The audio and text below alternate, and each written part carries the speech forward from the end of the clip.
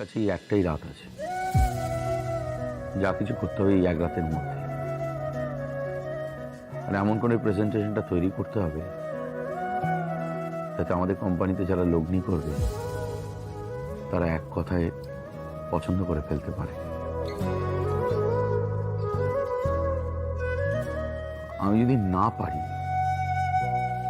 আমি যদি হেরে যাই, তাহলে হারটা আমার হবে না, হারটা হবে আমাদের কোম্পানির বড় বাবুর। উনি অনেক বিশ্বাস করে আমাকে পাঠাচ্ছেন, আর আমি না পারলে শাহ হুঁশিয়ারি বন্ধ হয়ে যাবে। আর শাহ হুঁশিয়ারির এতগুলো মানুষ সব চাকরিহারা হয়ে পড়বে।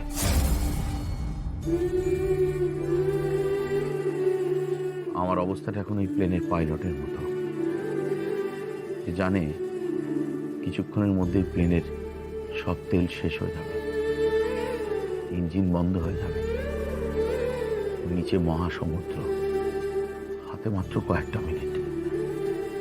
এতগুলো মানুষের প্রাণ বাঁচাতে হবে, এতগুলো মানুষের জীবন বাঁচাতে হবে।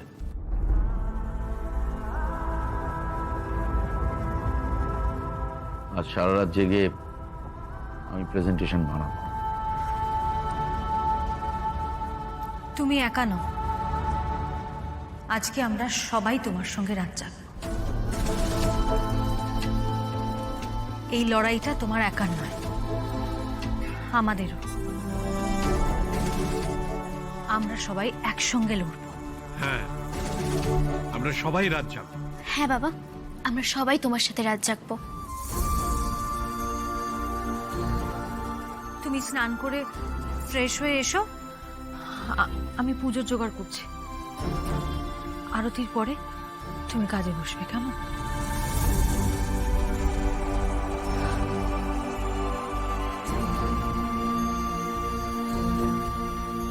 রিয়ামা, হ্যাঁ বাবা। ওই গার্গী ম্যাডাম না, ওই আমাদের এই কোম্পানির প্রোডাক্ট নিয়ে রিসার্চ করেছে। এই ফাইলের মধ্যে সব কিছু আছে, এই ইংরাজিতে লেখা তো, তাই তুমি আমাকে একটু হেল্প করবে মা?